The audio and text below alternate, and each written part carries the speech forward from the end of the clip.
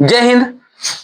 मैंने कक्षा 12 के सब महत्वपूर्ण प्रश्न, सब जितने भी डेरिवेशन है, फिजिक्स हो केमिस्ट्री हो, सब तुम्हारे सामने रखा। खूब अच्छी तरीके से उम्मीद कर रहा हूं तैयार किए होगे। अब हम आज कुछ 10 का दम, यानी 10 का दम, ये हमारा आज का मुख्य टॉपिक है। क्या 10 का दम? ये किसमें 10 का दम है? ये केमिस्ट्री में 10 का दम। किसमें?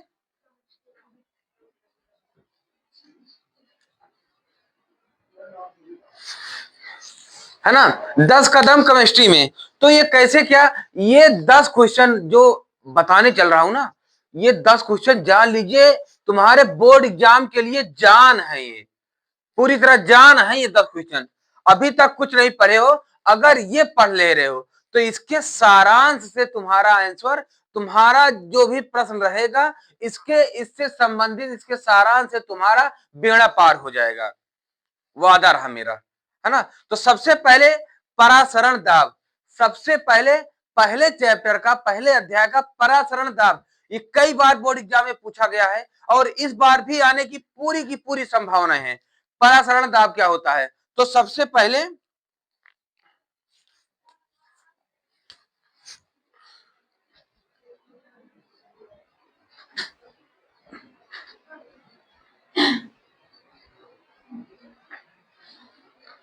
परासरण दाब, ये जब कोई विलायक अर्धपारगम्य झिल्ली द्वारा, ये अर्धपारगम्य झिल्ली क्या होता है? मतलब ये एक ऐसी प्रक्रिया होती है जो क्षनित करती है ना, शुद्ध या अशुद्ध को, है ना। तो ये जब परासरण दाब क्या होता है, जब विलायक के अणु अर्धपारगम्य झिल्ली से विलयन के अणु को क्षनित करके, ध्यान से सुनना, जब विलायक के अणु, जब किसी पदार्थ में विलायक के अणु परासरण दाब लगाकर, परासरण दाब लगाकर या कोई दाब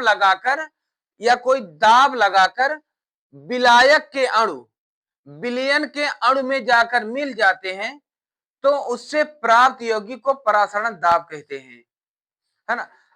ऐसे बना सकते हो। और फिर मतलब कहने का मतलब ये है, ये जो शुद्ध पानी, अब जो फिल्टर आ गई है पानी फिल्टर की, है ना, इसे क्या करता है, शुद्ध पानी को मतलब पानी पीने योग्य बनाता है ना, पानी पीने योग्य, है ना। यही तो होता है कि जो बेकार चीजें हैं उसको क्षनित करके बाहर कर दें और अच्छी अच्छी हम उसको अंदर भेजता है, तो उसके परासरण दाब के कारण हम पीने योग्य पानी हो जाता है ना। तो यही तो प्रक्रिया है। तो इसी को हम लिख दें कि जब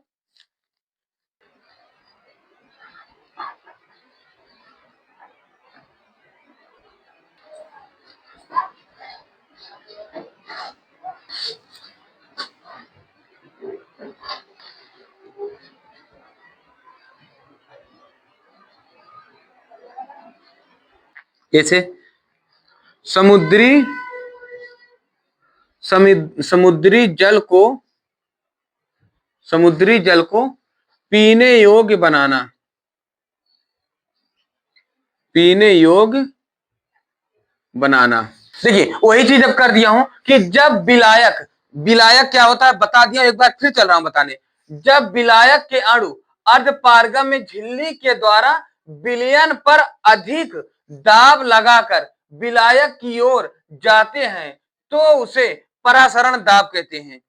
फिर से समझो, जब विलायक के अणु, विलायक क्या होता है, देखो, एक विलेय होता है, एक विलायक होता है ना। विलेय और विलायक, विलेय वो होता है जो जाके घुलता है, विलायक वो होता है जिसमें जाकर घुलता है। तो यानी विलेय यानी चीनी जो घुलने वाली चीज होती है वो विलेय है, और जिसमें जाके घुलती है वो विलायक है, यानी पानी द्रव जो भी होता है ना। तो कहते हैं उसी में डूब जाना था, है ना। जब भी कोई तुम्हारा दोस्त मित्र यार जब होता है तो इसी तरह बोलता है हमारे गांव देहात में, है ना। तो इस बात को, इसको, ये चूंकि केमिस्ट्री में अभी तक बच्चों को बहुत प्रोत्साहन मिली है इस बात से, तो विलेय और विलायक को समझने में, तो उम्मीद करता हूं तुम भी समझ गए होगे, है ना। कैसे कि कहां विलाय गा रहा, यही बात पकड़ना है। तो यानी विलाय, यानी ये जो विलेय होती है, ये जो विलेय होती है, ये जैसे चीनी, चीनी, नमक, चीनी, नमक आदि, है ना। और विलायक क्या होती है, जिसमें जाकर कोई घुलता है, जिसमें जाकर, जैसे विलायक वो होता है जैसे पानी, द्रव आदि, है ना। और विलयन क्या होता है, विलयन क्या होता है, विलयन जिसमें जिसमें दोनों जाकर विलेय और विलायक मिलते हैं, जब दोनों मिल जाते हैं तो वही क्या प्राप्त होती है, विलयन प्राप्त होती है ना, विलयन प्राप्त होती है। तो यही कह रहा, ध्यान से समझो कि जब विलायक यानी विलायक के अणु, इसके अणु, जब विलायक के अणु अर्ध पारगम्य झिल्ली के द्वारा, कोई एक मान लो ये पर्दा है, कोई एक मान लो ये पर्दा है, ये झिल्ली है ना, कोई एक पर्दा है, अर्ध पारगम्य झिल्ली के द्वारा विलयन पर मतलब विलयन पर, इस पर, ये इस पर, है ना, मतलब ये दोनों जब मिल गए हैं तो इन विलयन पर अधिक दाब लगाकर, जब विलयन हो गए अधिक दाब लगाकर, विलायक भाई इनके अणु तो मिले रहेंगे ना, तभी तो विलयन बना है ना। तो इनके वाले अणु जब विलयन पर अधिक दाब लगाते हैं, दाब लगाकर विलायक की ओर जाते हैं, है ना, अधिक दाब लगाकर विलायक की ओर जाते हैं, है ना। तो उसे हम क्या कहते हैं, परासरण दाब कहते हैं, है ना। तो ये कहने का मतलब है, जब समुद्री जल को हम पीने योग्य बनाते हैं, वो वाली प्रक्रिया यहाँ पर होती है ना। इतनी बात समझ गए, है ना। अब चलो इसका जल्दी स्क्रीनशॉट ले लो या लिख लो, फिर हम आगे अगला क्वेश्चन बताएं। अब हमारे सामने अब अगला क्वेश्चन, अब ये क्या कह रहा है, 24 अंश सेल्सियस पर एक शर्करा विलयन का परासरण दाब 2.5 वायुमंडल है, विलयन की सांद्रता ग्राम मोल प्रति लीटर में ज्ञात कीजिए। तो विलयन की सांद्रता, तो परासरण दाब का नियम मैंने समझाया था ना, क्या होता है, पाई इक्वल, क्या होता है, पाई इक्वल CRT ना, याद है, पाई इक्वल CRT, है ना। इसी नियम से तो यहां पर हमें यहीं से निकालना है, यहीं से क्या निकालना है, सांद्रता C इक्वल, है ना, C इक्वल क्या हो जाएगा, पाई अपान RT, यही हो जाएगी ना, है ना, यही हमें निकालना है। क्लियर है ना इतनी बात। तो अब हमें क्या करना है, सॉरी टी का मान तो हमें दिया है ना, ये 24 अंश सेल्सियस, तो इसको हम पहले यहां कर ले, वायुमंडल दिया हुआ है दाब, तो यहाँ टी इक्वल अगर हम कर ले, इसको सेल्सियस में है केल्विन में बदल ले, तो केल्विन में बदलने के लिए क्या किया जाता है, 273 ऐड किया जाता है ना, सेल्सियस में 273 ऐड कर दें, है ना। तो ये 24 प्लस 273, अच्छा एक बात और जान लो, ये एग्जैक्ट मान 273.15 होता है, 15 केल्विन। तो तुम चाहे यही भी कर लेना, ज्यादातर लिखा 273 ही जाता है ना, 0.15 बहुत कम ही लिखा जाता है, ठीक है ना। तो 273, तो ये केल्विन, तो इसको जब ऐड करोगे 4 3 7 7 2 9 297, इतना केल्विन आ गया, है ना, इतना केल्विन आ गया। और पाई इक्वल 2.5 वायुमंडलीय दाब, है ना। और आर का मान हमेशा होता है प्रति मोल केल्विन। तो देखिए, तो ये होती है हमारी, अब यही मान हम क्या करें, ये मान हम यहां पर रख दें। देखो टी का मान निकल गया 297, और पाई हमारा 2.5 दिया हुआ ही है, और आर बराबर इतना होता ही है, तो हम सांद्रता सी बराबर निकाल लें, सी इक्वल पाई का मान कितना है, 2.5 अपान, और इसका मान है 0.0821 इंटू और 297 है ना। जब इसको सॉल्व करोगे, जब इसको सॉल्व कर लेना, जब इसको सॉल्व कर लोगे, तो ये लगभग आएगा, 0.1024 मोल प्रति लीटर, यही लगभग आंसर आएगा, वो भी लगभग में आएगी। है ना। इसको काटते चले जाना, घर बैठना अभी तो इसको आराम से काटना, ठीक है ना। कैसा प्रश्न हमारा क्या कह रहा है कि कोबाल्ट के, कोबाल्ट सीओ ना, कोबाल्ट के एक खष्ट दिए, देखिए कोबाल्ट के एक खष्टदंतीय संकुल यौगिक की जब सिल्वर नाइट्रेट के साथ अपक्रिया कराते हैं तो, कोबाल्ट के एक खष्टदंतीय संकुल यौगिक की जब सिल्वर नाइट्रेट के साथ क्रिया कराते हैं तो सिल्वर क्लोराइड का अवक्षेप प्राप्त होता है, अवक्षेप प्राप्त होता है। इसके विलयन की मोलर चालकता कुल 2 आयनों के संगत होती है, कुल 2 आयन। अब कोई भी आयन हो, कुल 2 आयन है, जिसे मान लो बाहर क्लोरीन है तो अंदर भी क्लोरीन हो जाए, है ना। उपसार संयोजक यौगिक में इसे खूब अच्छी तरीके से समझा दिया हूं, है ना। अगर नहीं समझे हो तो वहां जाकर एक बार इसका वीडियो जरूर देख लेना, है ना। 2 आयनों के संगत होती है। यौगिक का नाम तथा संरचना सूत्र लिखिए। यौगिक का नाम, यौगिक सीओ, कोबाल्ट कह रहा है ना,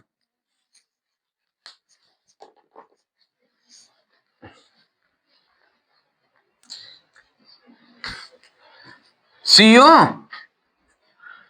NH3 का होल 5 Cl कार्ड के साथ एक खष्ट दंतीय संकुल यौगिक की जब सिल्वर नाइट्रेट के, अच्छा एक चीज ये तुम्हें ध्यान होगा कि सिल्वर नाइट्रेट के साथ अभिक्रिया कराते हैं तो सिल्वर क्लोराइड का अवक्षेप प्राप्त होता है, सिल्वर क्लोराइड का अवक्षेप प्राप्त होता है ना। इसके विलयन की मोलर चालकता कुल 2 आयनों के संगत होती है। यौगिक का नाम, अब इसका नाम कर लोगे, है ना। तो देखो सबसे पहले मैंने बताया था ना आयन का लिखना, ये लिखना है ना। ये होगा पेंटा और ये एमीन है क्लोरो, पेंटा एमीन क्लोरो। अब इसका क्लोराइड का वो निकाल लो संयोजकता, शायद कोबाल्ट का 3 आएगा, देख लो, है ना। कोबाल्ट,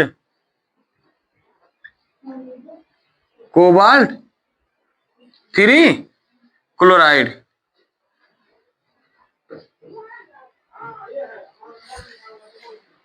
ठीक है ना। जल्दी से लिख लो इसे। चलिए अब देखते हैं अगला प्रश्न। अगला प्रश्न हमारा क्या कह रहा है, आंतरिक संक्रमण तत्व क्या होते हैं, इनका सामान्य इलेक्ट्रॉनिक, सामान्य इलेक्ट्रॉनिक विन्यास लिखिए।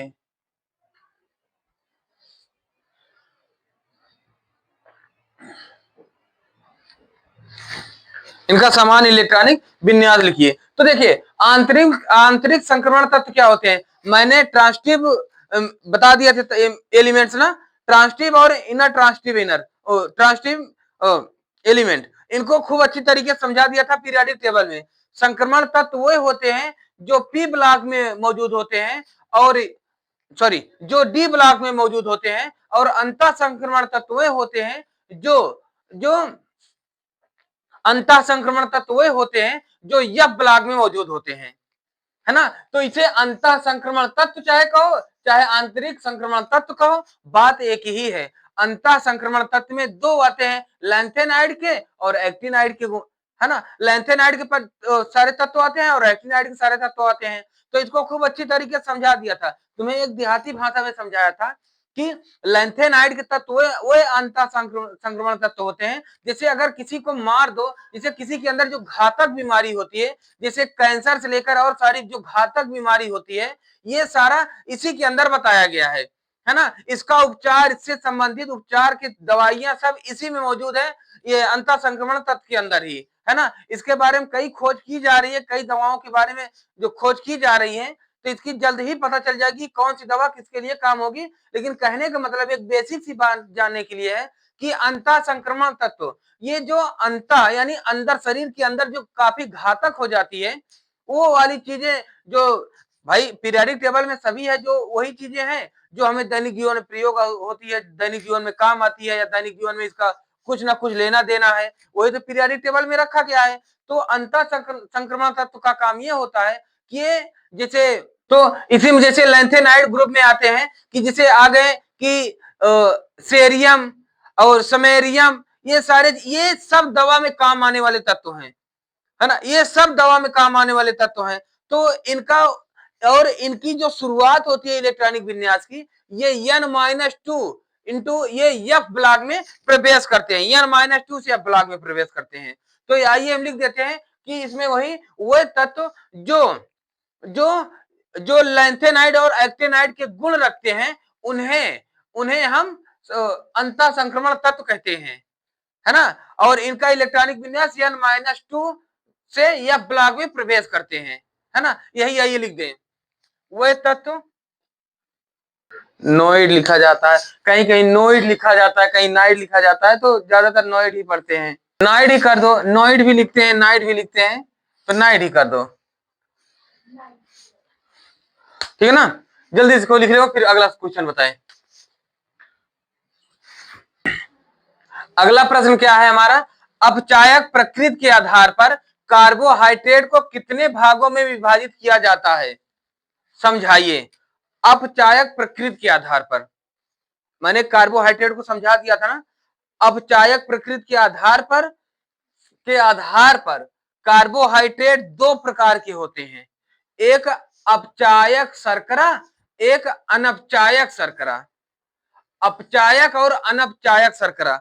अपचायक शर्करा क्या होती है, जिसमें एल्डिहाइड और कीटोन के गुण पाए जाते हैं, जैसे ग्लूकोज, है ना, ग्लूकोज शर्करा। और अनपचायक क्या होता है, जैसे साइकेराइड और मोनोसाइकेराइड और डाइसाइकेराइड, है ना। ये वाले गुण जिसमें पाए जाते हैं जिस कार्बोहाइड्रेट में, उसे अनपचायक शर्करा कहते हैं, है ना। बस यही तुम्हें केवल दोनों लिखना है ना। तो बस यही लिख दें कि अपचायक प्रकृति के आधार पर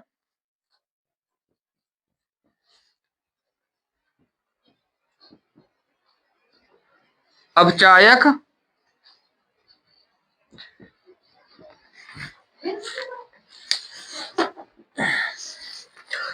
प्रकृति के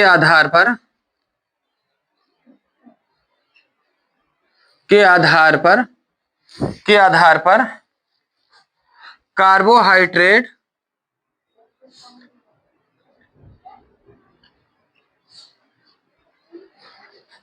को दो वर्गों में बांटा गया है या वर्गीकृत किया गया है, वर्गीकृत लिखो, या विभाजित किया गया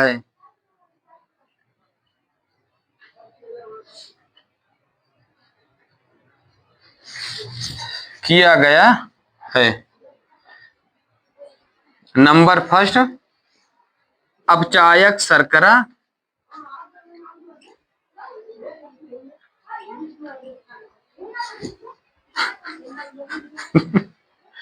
दूसरा अनपचायक शर्करा। अपचायक शर्करा, है ना। अपचायक शर्करा क्या होता है, जिसके अंदर मैंने बताया ना एल्डिहाइड और कीटोन के गुण पाए जाते हैं, है ना। तो यही लिख दें, जिसके अंदर या जिसमें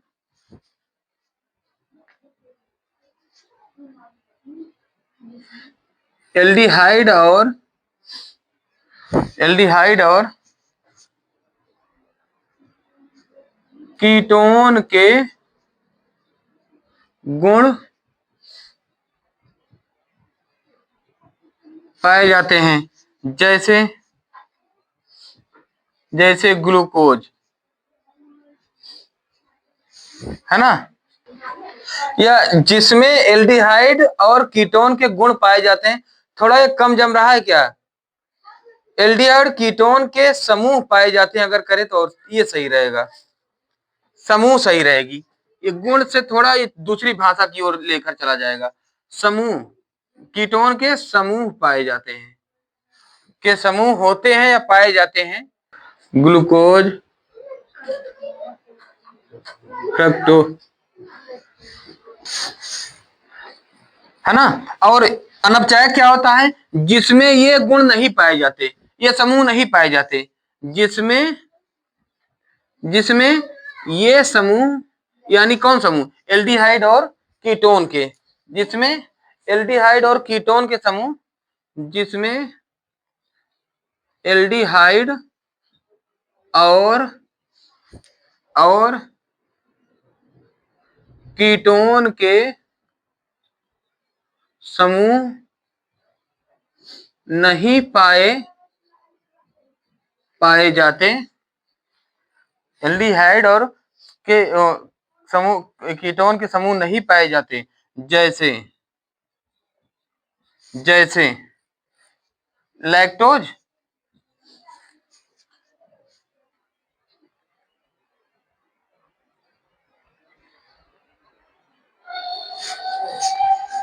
जैसे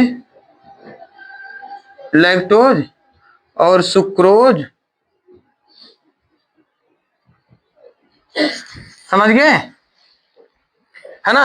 अच्छा, लैक्टोज के अंदर नहीं, लैक्टोज के भी नहीं पाए जाते, है ना। तो ये बात ध्यान देना, है ना, समझ गए हो। अब देखो इसी तरह मतलब शायद देखो एक बात यहां पर ध्यान दे लो कि सारे प्रश्न जो आते हैं सब तुम पढ़े हो, थोड़ा सा वहां पर हल्का सा दिमाग लगाना है तुम्हें कि यार ये वही चीज है जो मैंने पढ़ा है, थोड़ा बहुत घुमाता है। अब ये बताओ, जैसे पहला प्रश्न है, ये आंतरिक संक्रमण का तत्व क्या होते हैं? आंतरिक संक्रमण को तुम्हारे सभी अध्यापक ने खूब अच्छी तरीके से पढ़ाया है, खूब अच्छी तरीके से पढ़े हो, है ना। बस इसी को हमें डिबेट करना है, थोड़ा बहुत आगे थोड़ा बहुत पीछे, हमें इसमें घबराना नहीं है। और दूसरा ये बताओ, ये कार्बोहाइड्रेट पढ़े हो ना, है ना। कार्बोहाइड्रेट को जब शर्करा वाला गुण आता है तो वही तो है, वही तो पूछा जा रहा है। तो बस इसी को थोड़ा अपचायक और अनपचायक के रूप में थोड़ा व्यक्त कर दिया जा रहा है, बस यही बात है ना। तुम जो जानते हो वही लिखो, है ना, समझ गए ना इस बात को। देखिए जैसे क्या कह रहा है कि अपचायक प्रकृति के आधार पर कार्बोहाइड्रेट को कितने वर्गों में विभाजित किया जाता है? जानते हो ना कार्बोहाइड्रेट को कैसे। अब जो वर्गीकरण तुम जानते हो वही लिख दो, है ना। फिलहाल ये सबसे सरल भाषा मैंने रखा हूं, है ना, कि कार्बोहाइड्रेट को अपचायक प्रकृति के आधार पर दो वर्गों में विभक्त किया जाता है। पहला क्या? अपचायक शर्करा के रूप में, दूसरा अनपचायक शर्करा के रूप में, है ना। अपचायक शर्करा क्या होती है? जिसके अंदर एल्डिहाइड और कीटोन के समूह पाए जाते हैं, एल्डिहाइड और कीटोन के समूह पाए जाते हैं। अनपचायक में क्या होता है? जो यही एल्डिहाइड कीटोन के समूह नहीं पाए जाते, है ना। भाई यही तो रहेगी, और कोई बड़ी बात तो नहीं है ना, है ना। आराम से तुम अपने पेपर को सब इसी तरीके से, एक ही भी चीज ऐसा नहीं है कि तुम नहीं जानते, सब जानते हो, समझ गए ना। सब करके आना है तुम्हें, ठीक है ना। जल्दी से इसका स्क्रीनशॉट ले लो, तुम अगला प्रश्न बताएं। अगला प्रश्न ये भी बहुत ही महत्वपूर्ण है, ये जान लीजिए कि इस पर पूरी दिलो जान झोंक देना। पहली बात, देखो जितना बताया हूं ये तुम्हें 3 नंबर से लेकर के ये 2 नंबर से कम वाले प्रश्न कोई है नहीं, आने वाले नहीं है। तो 3 से 5 नंबर हर प्रश्न को का बनता है ना, ये बात ध्यान देना। तो कहने का मतलब है सभी को अपना डिबेट इसी तरह करते रहना, सब समझते हो। देखो इस शर्करा के बारे में बताया गया था ना, जब गन्ने की रस से जो शर्करा प्राप्त होती है उसी को ही इच्छ शर्करा कहते हैं, है ना, है ना, उसी को तो ही इच्छ शर्करा कहते हैं, है ना, सब जानते हो पूरी तरह। तो जब इच्छ शर्करा को ऑक्सीकृत कराया जाता है तो इच्छ शर्करा को ऑक्सीकृत कराया जाता है तो कार्बन डाइऑक्साइड तथा जल प्राप्त होता है। ये तो पहले भी बता दिया हूं ना, है ना, वही चीज तो है ना। और ध्यान दो, इसे कक्षा 10 में कई बार पढ़े हो, इच्छ शर्करा। और इच्छ शर्करा का सूत्र क्या होता है? C12H22O11, है ना, इस शर्करा का सूत्र होता है, यही सूत्र तो हमारा सुक्रोज का होता है ना। तो यानी कहने का मतलब है इस शर्करा को ही सुक्रोज कहा जाता है ना, इस शर्करा यानी सुक्रोज को कहा जाता है। तो बस यही बात हम लिख दें, है ना, कि इस शर्करा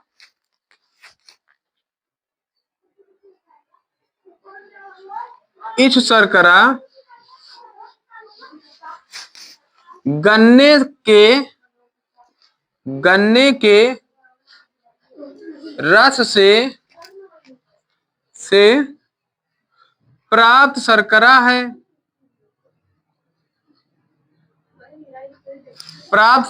है, गन्ने के रस से प्राप्त शर्करा है।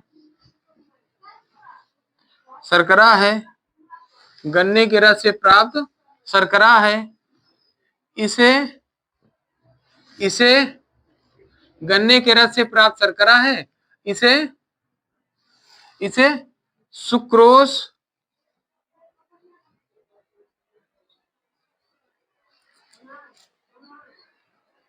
भी कहते हैं। इसका सूत्र C12H22O11 होता है। अतः जब इसे ऑक्सीकृत कराया जाता है तो ऑक्सीकृत कराया जाता है तो जब इसे ऑक्सीकृत कराया जाता है तो कार्बन डाइऑक्साइड तथा जल प्राप्त होता है, तथा जल प्राप्त होता है ना, समझ गए।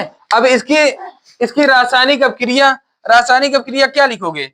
जब C12H22O11 जब O11 को ऑक्सीकृत कराओगे तो कार्बन डाइऑक्साइड तथा जल प्राप्त होगा, है ना। अब इसका संतुलित रासायनिक समीकरण कर लो, इसका बैलेंसिंग बना लो। देखो बैलेंसिंग के लिए अब यहां पर देखो, यहां पर पहले ही परमाणु उठाओ, पहली परमाणु C12 है ना, है ना। तो कार्बन यहां पर कार्बन 1 है तो इसी को ही 12 करो।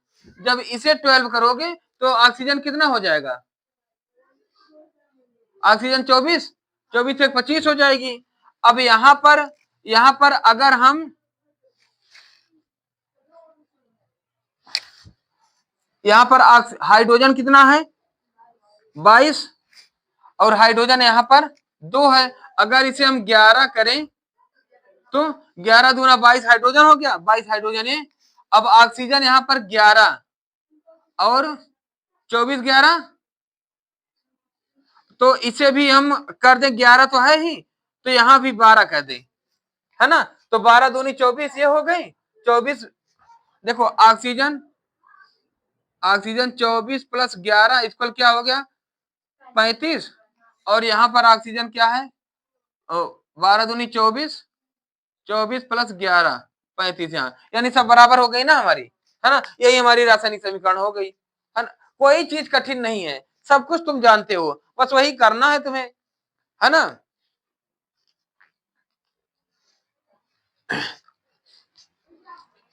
अगला प्रश्न हमारा क्या है? बहुत ही महत्वपूर्ण है, ये बायोलॉजी से संबंधित भी है ना। मैंने जब आरएनए और डीएनए पढ़ाया था तो एक चीज बताया था, देखिए क्या कह रहा है, एमिनो अम्ल क्या होते हैं, ये कितने प्रकार के होते हैं। एमिनो अम्ल मैंने बताया था ना, हमारे शरीर में 20 एमिनो अम्ल पाए जाते हैं, 20 एमिनो एसिड पाए जाते हैं, जिसमें से 10 हमारे शरीर खुद उत्सर्जित करती है और 10 एमिनो एसिड हम भोजन के माध्यम से प्राप्त करते हैं, है ना। तो ये एमिनो एसिड 20 प्रकार, सॉरी, ये 2 प्रकार के होते हैं, जो 10 जो हमारा शरीर बनाता है और 10 जो मतलब भोजन के माध्यम से प्राप्त करते हैं, है ना। तो वही हम लिख दें, एमिनो अम्ल एक रासायनिक यौगिक है,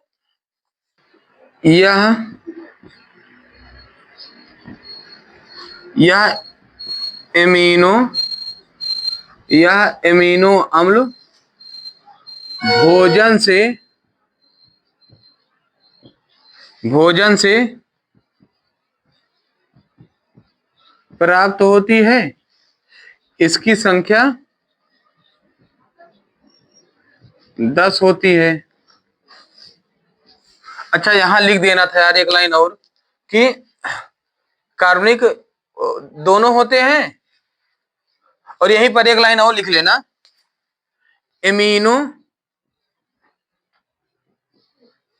एमिनो अम्ल की संख्या 20 होती है, 20 होती है, जिसमें जिसमें 10 आवश्यक तथा 10 अनावश्यक, है ना। 10 होती है। अब अनावश्यक क्या होता है? ये शरीर खुद उत्सर्जित करती है। यह एमिनो अम्ल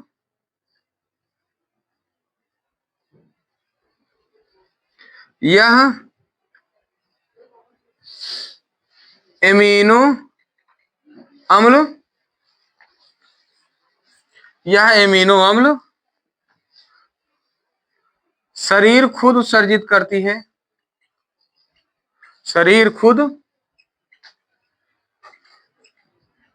उत्सर्जित करती है। इसकी संख्या 10 होती है।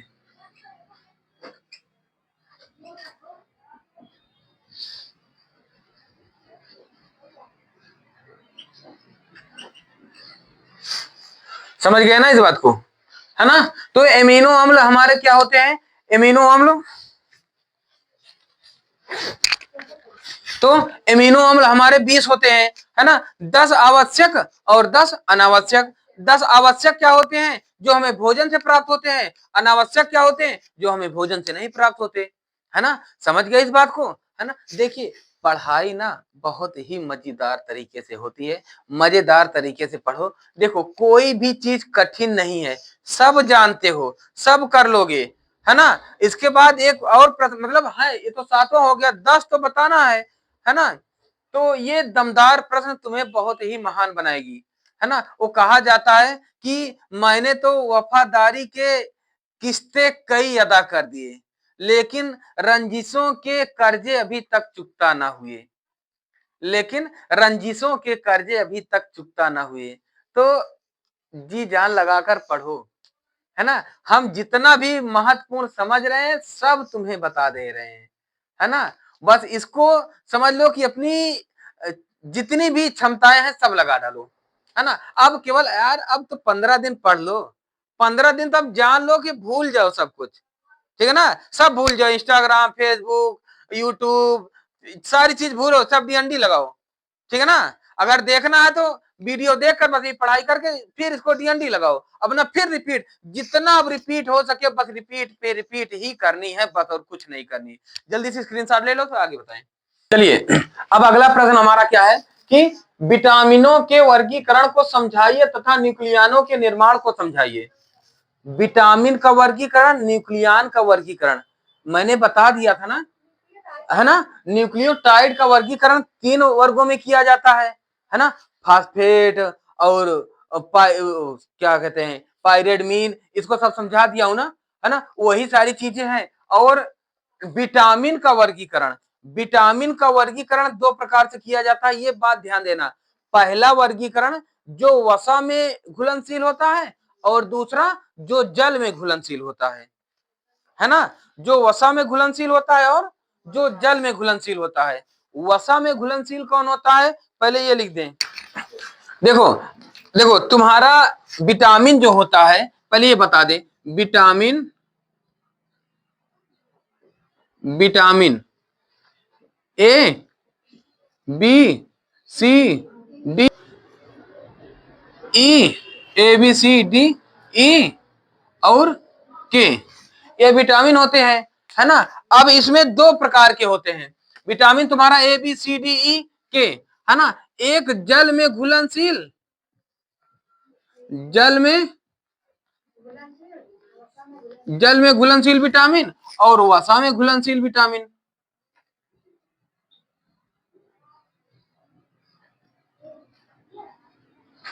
है ना। जल में तुम्हारा कौन कौन सा है, बी और सी, ये जल में घुलनशील है ना।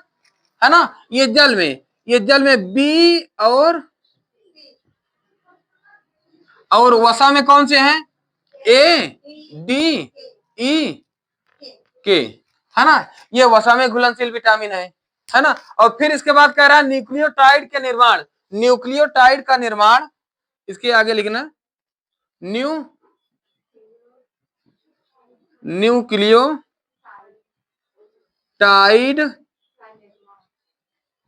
का निर्माण न्यूक्लियोटाइड का निर्माण तीन प्रकार से होता है, तीन रूपों में होता है।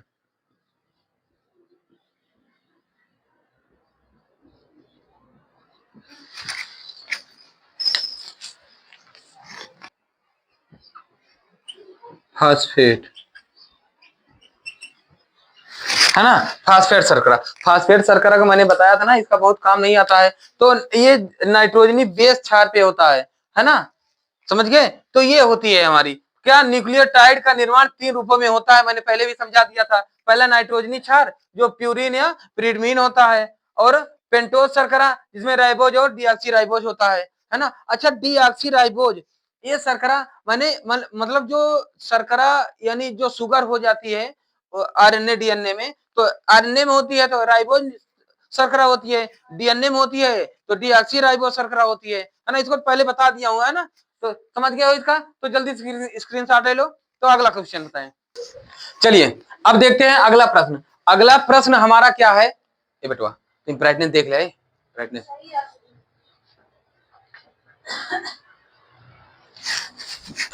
चलिए अब अगला प्रश्न देखते हैं। अगला प्रश्न हमारा क्या है, एमिनो अम्लों की उभयधर्मी प्रकृति बताइए। उभयधर्मी, देखो कहने का मतलब अभी जो तुम्हें एमिनो अम्ल को समझाया कि जब इन दोनों के यानी एमिनो अम्ल में एक अम्लीय यानी COOH यानी कार्बोक्सिलिक समूह और एमिनो अम्ल समूह, इन दोनों समूह के जब होते हैं तब इनमें वो आयन बनाते हैं और अम्ल व क्षार दोनों के साथ अपक्रिया करते हैं। जब दोनों के साथ अपक्रिया करते हैं तो दोनों अम्ल व क्षार दोनों मिल जाते हैं तो उदासीन कर देते हैं। यानी जब अम्ल और क्षार मिल जाते हैं तो ये उसका पीएच मान घटा देता है ना, तो ये बिल्कुल 7 हो जाता है, न्यूट्रल हो जाता है, बिल्कुल खत्म हो जाता है ना। तब कह रहा है कि एमिनो अम्ल में एक ही अणु में अगर COOH तथा NH2 के होने से एक प्रोटॉन दान कर सकता है तो इसी प्रक्रिया को हम कहते हैं वो उभयधर्मी प्रकृति, है ना। इसी को ही हम कहते हैं उभयधर्मी प्रकृति।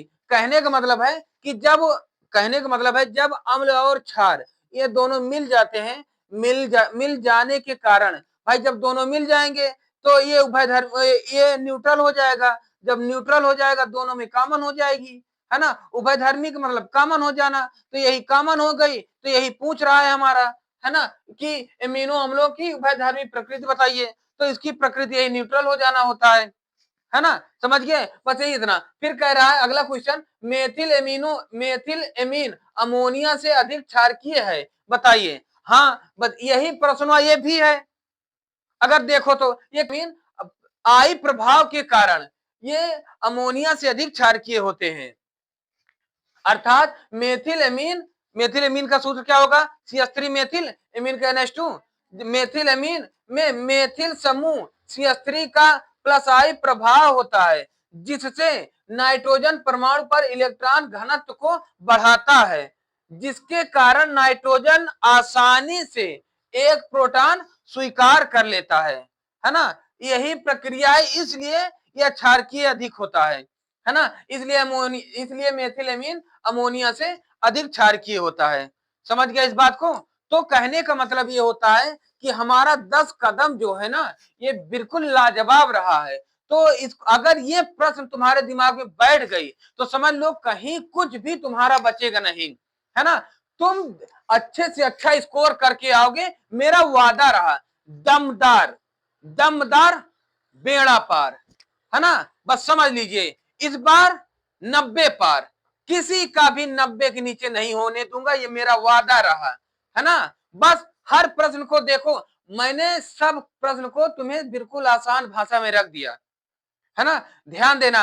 अच्छा, एक बात ये समझना बहुत जरूरी होता है कि अध्यापक जो कह रहे हैं उस पर गौर किया जाए, उस पर गौर करना बहुत जरूरी होता है। वो कहा जाता है ना कि सागर सा कोई गहरा नहीं, समुंदर सा कोई उभरा नहीं।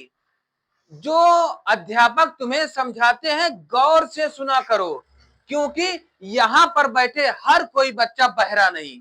तो ये बात जानते हो, गौर से सुना करो। और जब भी टीचर चाहे संस्कृत पढ़ाए, चाहे हिंदी पढ़ाए, चाहे जो भी पढ़ाए, उसको गौर से सुना करो। सुनना तुम्हारे लिए जरूरी है ना। इधर उधर किसी की कलम चोरो, छीनो, किसी कुछ करो, ये क्लास में मत करना कभी भी। हमेशा एक अच्छे स्टूडेंट की पहचान से अच्छा बन के दिखाना। और ये 10 कदम तुम्हारे लिए बेहद ही साबित करेगा। अगला एक और 10 कदम को तुम्हारे अंदर जो कुछ न्यूमेरिकल बेसिस हैं, जो कुछ और महत्वपूर्ण है, उसको मैं अगले वीडियो में तुम्हें प्रोवाइड करूंगा। तब तक के लिए जय हिंद।